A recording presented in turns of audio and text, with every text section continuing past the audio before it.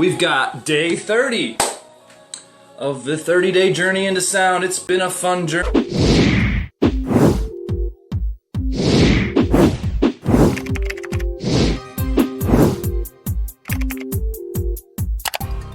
We've gone places we've never gone before.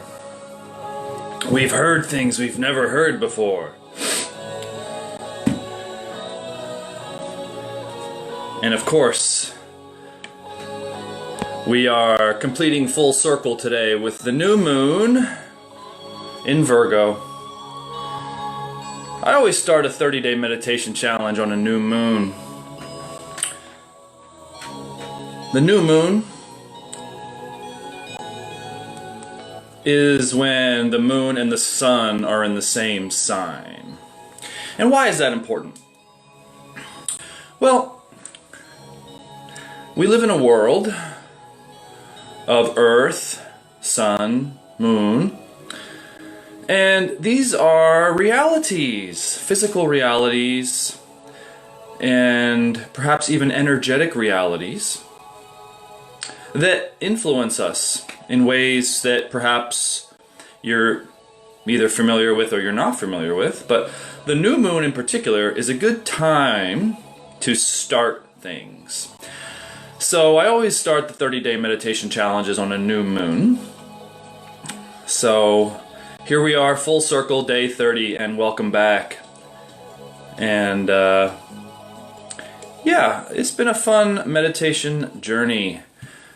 Meditating to music is not something that I do all the time, but I do find it a fun alternative to meditating in silence or however we normally meditate.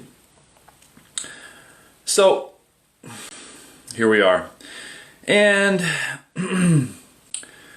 what do we do from here? Do we keep meditating to music, or are we going to switch it up? Well, my normal meditation practice is a single-pointed mind meditation on the chakras. It's a technique that I call the 5 steps to stillness. For me, meditation practice is all about stillness. Stillness as well as surrender. These two methods go hand in hand. When we sit down to meditate, the first thing we notice is how active our mind is, and perhaps how active our nervous system is, our bodies, the little twitches that we feel, the eyes blink, the tongue wants to move around, all this movement. And depending on why you meditate, I think we can all agree that peace of mind is a priority in this world for happiness. Without peace of mind, if you have an agitated mind, if you have a mind that just won't quit, then it's very difficult to achieve peace of mind. So stillness of the body, stillness of the mind, stillness of the emotions is a very important part of meditation. And oftentimes we think of stillness as just stillness of the mind, stillness of an active mind. But in reality, we have the body to deal with. We have the emotions to deal with. On an anatomical level, beyond the physical body, we have an energy body. The energy body is also called the subtle physical body because it sort of has the shape of our physical body. Within the energy body lies the chakras, the nadis, the energetic channels in which energy flows, also known as chi, prana, ki, kundalini. Many different names for this energy that flows throughout the various channels within our subtle physical energy body. So it's important to be aware that it's not just stilling the mind. Meditation is not just a mental activity. It's a full body activity. Not only do we want to make the body as still as we possibly can, but we also want to overcome any kind of emotional or energetic blockages, constrictions, contractions that may appear during our meditation session. This is important because these blocks in our energy can hold us back, they can limit us in the process of the other side of meditation that I talk about, which is disillusion, surrender, letting go. When we meditate, we want to forget the self. We want to go beyond our normal state of mind, which we experience day to day, also known as the mundane mind state. Now, in order to do this, we need to get out of our regular, everyday patterns and tendencies. Meditation should be a period of training. It should be a workout. Now, if you're not familiar with working out or training, let me share with you that when you do train, when you do work out, when you push it, you will get the peace, stillness, and transcendence that you're looking for, the overcoming of the anxiety, the overcoming of the active mind. So, whatever your interest is in the reason why you meditate,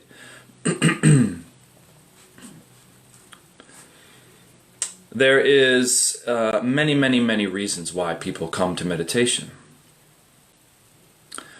But ultimately, it's all for the same purpose. It's all for the same reason. And it's to change. To change from wherever we are now to where we would like to be. In our mind, in our emotions, in our perception, in our realization of life and what life has to offer perceptually, experientially, on the mental, emotional, and physical planes. There is much to be experienced and explored. So, for whatever reason why we get into meditation, we all want to get results. We all want to occur. Otherwise, what would be the point?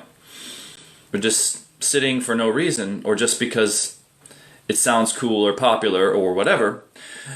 But when it comes right down to it, we want results. We want some sort of a transformation. We want some sort of a change. And this is why I've dedicated my time for this group to do 30-day meditation challenges, to give you a taste of what it's like to meditate every day for at least 30 days. Now, I hope if you've been following along for the 30-day meditation challenge, of course, that you'll continue to meditate.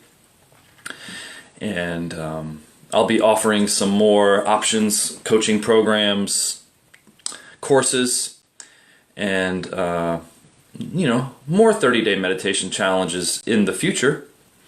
So whether you're a beginner, intermediate, or even an experienced meditator, we all sit down in order to transform, in order to return, to refresh, renew, regain that lost feeling of connection that perhaps this world has distracted us from for a while.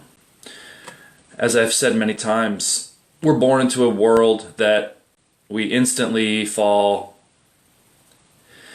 accustomed to. We're imprinted by, we're conditioned by, programmed into a world of a culture, of a society, of a family, of a land with a language, and we become part of that system. We become a part of that world. But the truth is that we're not really part of that world. We're just playing a role. It's like we're an actor. We learn the lines, we learn the script, and then we go through our day-to-day activities and we sort of just follow along. And for a while, maybe that satisfies us. But for some of us, we have an awakening, we have a dawning, we have a realization that perhaps there's more to life than just the mundane day-to-day, go to work, go to school, go out, spend money, buy things, look for satisfaction through consumerism, through material goods, get married, get a job, have a baby, make it accrue material things, that nice car, that nice home, whatever it might be. And there's this sort of a planned trajectory for us on this world that for most of us interested in meditation may be fine, but it doesn't quite cut to the heart of the matter of really why we're here, what's possible, and is there an alternate way of experiencing this life within this world. And so we come across something like meditation. Perhaps you're on Facebook and you're searching for meditation and you find the Meditation and Mindfulness Facebook group. And you join, maybe perhaps not knowing what to expect, but you're here and that's what's important, that you found something. And in this group, I try to eliminate a lot of the spam, a lot of the subjects that aren't pertinent to helping meditation practice or meditation training or techniques, and keep it very focused.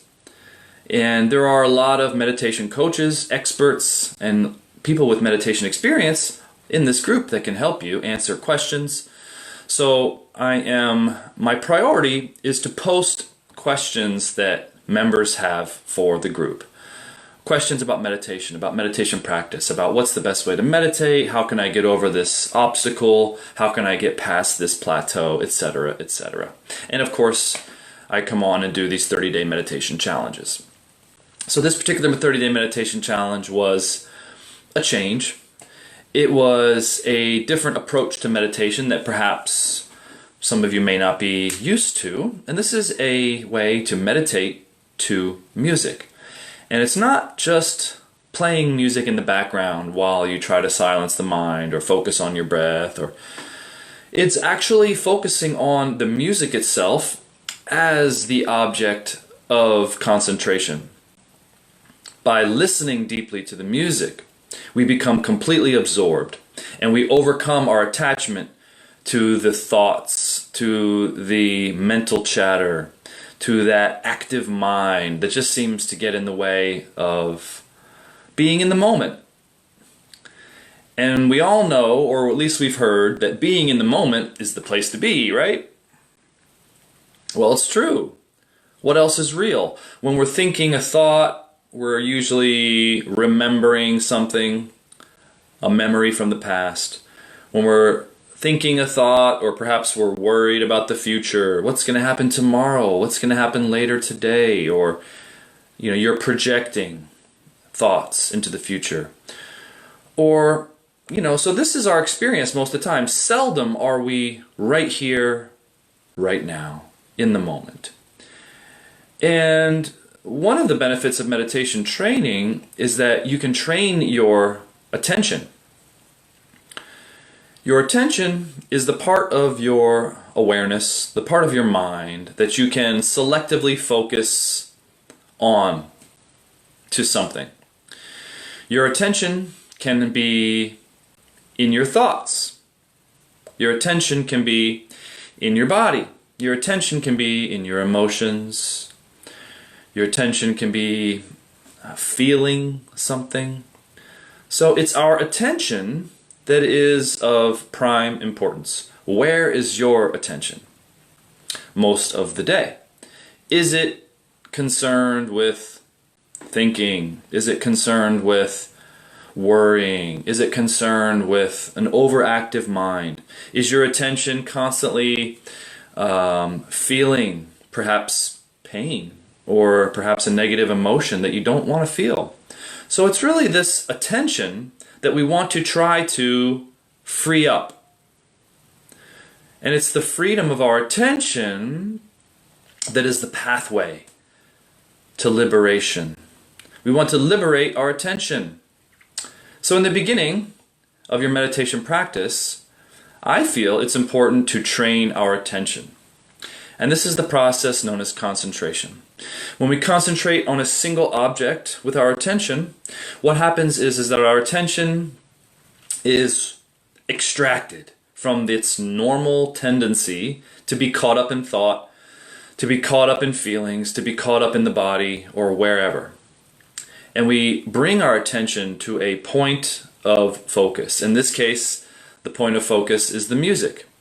You may have heard that one particular popular point of focus would be focusing on the breath. Bringing your attention to the breath when the mind or the attention wanders back to its normal tendencies, whether that be thought, whether that be physical sensation, emotional feeling. Wherever your attention tends to wander, we want to harness it. We want to rein it in and bring it to where we want it to be. And this is a process of strengthening our willpower, which will improve our ability to concentrate. What we are concentrating is our attention, concentrating on something. And there's many things that you can concentrate on. There's a mantra you can concentrate on, where you vocalize an audible mantra, such as the mantra Om, by chanting Om, Om, by listening and feeling the sensations. We're bringing our attention to the mantra. You could use an open-eyed visual concentration device, such as one of my favorites, the Sri Yantra, where we focus with an open-eyed gazing at the central dot, holding our gaze and our attention on that dot to the exclusion of all else. You could focus on a feeling.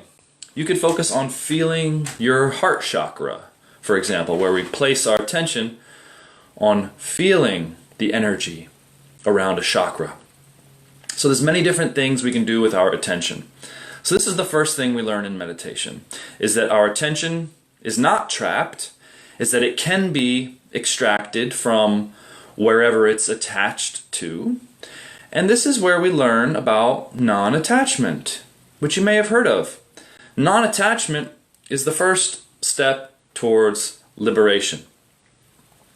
And for most of us, it's our attention that is trapped. Now, why is this important? Well, who are we and what are we really? Are we a body? Are we a name, an identity that's gone through experiences and memories? Well, you could say yes, partly we are, partly that. But what are we really? What's really going on behind the scenes, behind all of that? We're aware of our body. We're aware of our thoughts. We're aware of this identity. We're aware of the changes that occur. Always aware of something. So, truly, who and what we are is, you guessed it, awareness. Now, awareness is not something that we do. Awareness just is. Our attention is part of our awareness. Our attention is the part of our awareness that we can direct with our willpower. We can move our attention to something. We can move our attention to, as I've said, to our senses, our eyes, our ears, our taste. We can move our attention to feeling energy. Or perhaps my attention is now feeling or touching this Bluetooth speaker. So our attention is part of our awareness. And our awareness is part of the greater, higher consciousness. So it's these three understandings that I like to teach when it comes to meditation practice, and provide very practical and understandable terms. Take the woo-woo out and give you exactly direct and understandable terms, practices that we can all apply and understand in basic terms and understandings. So, in the beginning of the meditation that we're about to do here, we're going to use the music to hold our attention on.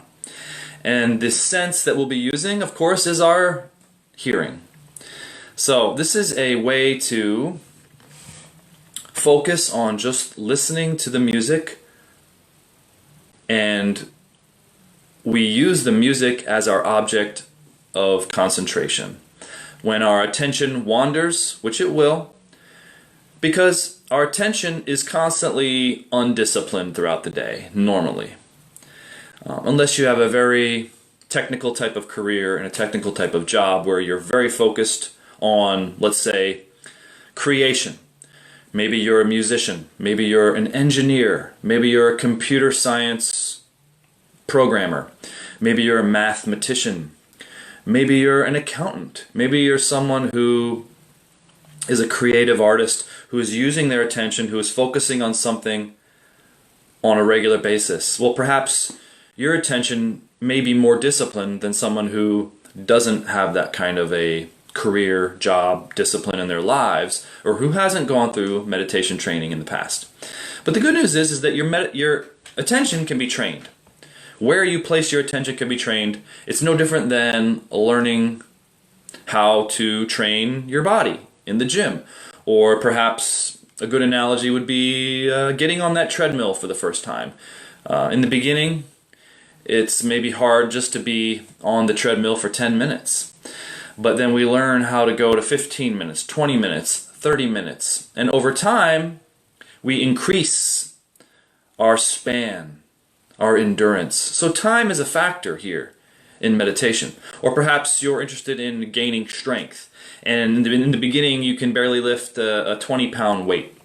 But over time, through training, through repetition, through exercise, you learn and you build strength, and your body adapts, and you develop the strength and power to then lift a 30, 40, 50-pound weight. So you guys get the idea. Meditation to me is very similar to this process. So when we sit and we listen to music, all we're doing is we are listening very deeply to the music without any other distractions. When the attention wanders off, we bring it back to listening to the music. It's really that simple. That's step one. Step two, once that kind of settles down, you want to try to hold your attention on the music and not let it wander. And that will develop a whole different type of willpower and a whole different type of skill. So it's not just about continually bringing your mind back to the music or bringing your attention back to the music, but at a certain point, trying not to let your mind wander from the music. And there's a lot of advice out there that a lot of people give. Oh, let your mind wander, let it do what it will. I do not recommend that whatsoever. I find that's the antithesis of what concentration practice is. Concentration leads to meditation. Without first concentration, it'll be very difficult to get into the state of meditation. Once we're able to have a prolonged period of concentration, there's something magical that happens. Is that we realize there is already effortless awareness happening on its own.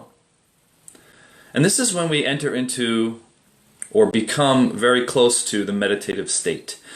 When our concentration becomes very easy, when we can hold our mind or hold our attention on, say, the music or our breath or whatever, for a prolonged period of time, and it becomes easier and easier and more effortless, there is a realization that dawns on us that there is an awareness that is already there without us doing anything.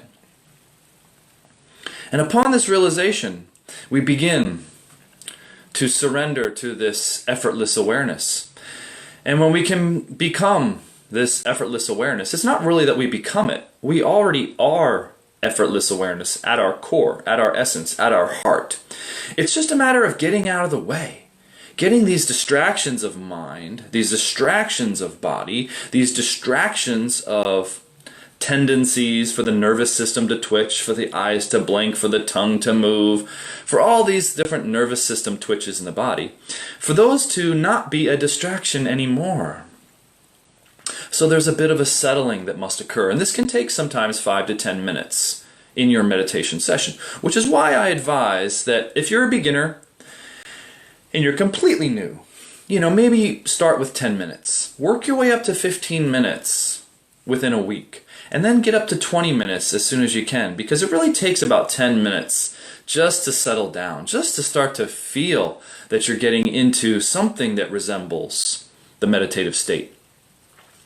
So I offer all this information to give you some sort of a guidepost, to give you some sort of a guideline to something that is really beyond words.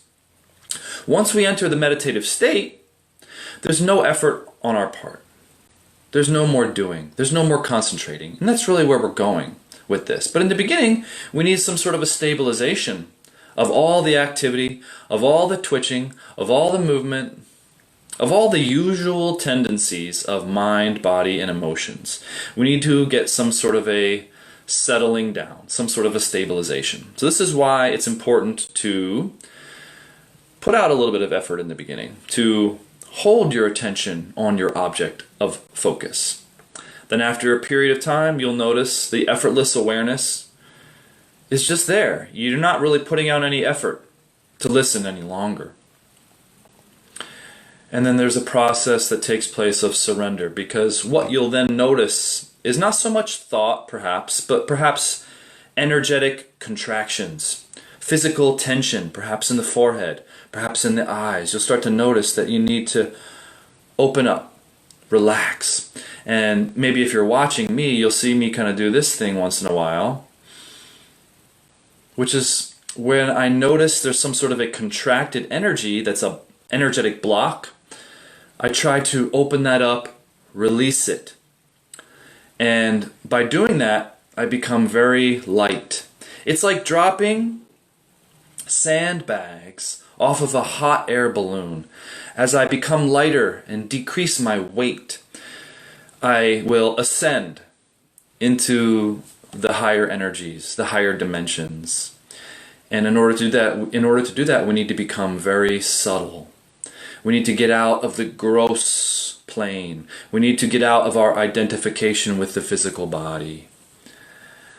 Now, let's begin.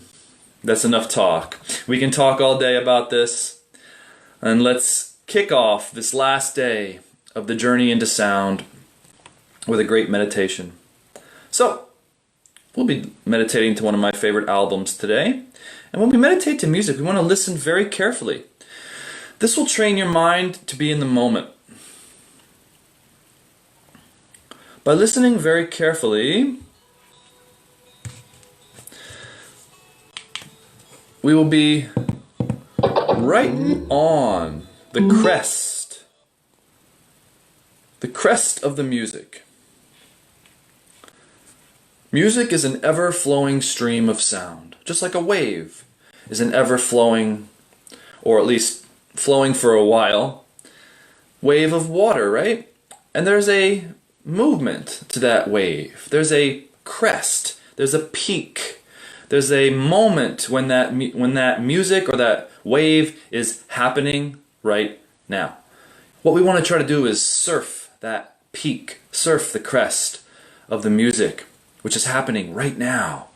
What this will do is this will train our attention to be in the moment that is occurring in an ever-unfolding, ever-present stream or wave. Okay? So, have fun with it, relax. We're listening to music. What more fun could there be, right? Here we go. Thank you guys for joining me today.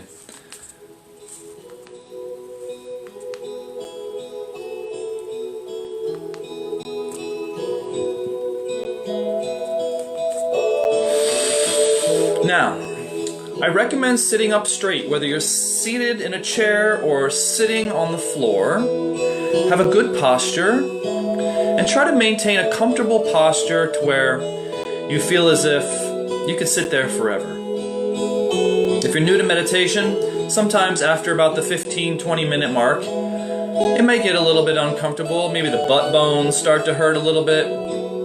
But with time and practice, it becomes much easier to sit for longer. So, thank you, my friends, for joining me. Let's get to it. Take a big deep breath to begin.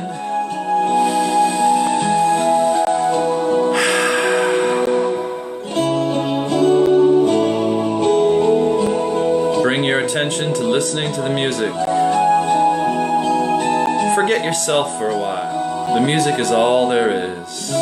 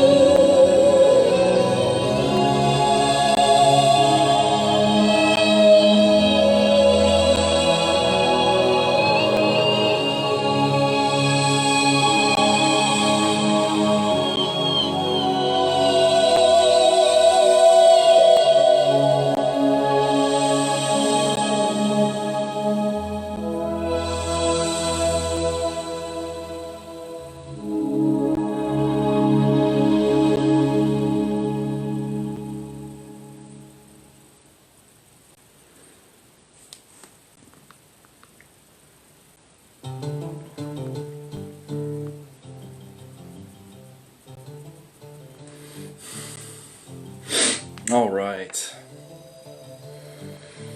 Well, there you have it, my friends. That concludes the 30-day journey into sound. I've been Rob Zaremba, your humble admin and host, and I appreciate every one of you that's joined me here on each and every one of these daily sessions. And I just want to say thank you, and we'll see you guys in the next one. Take care.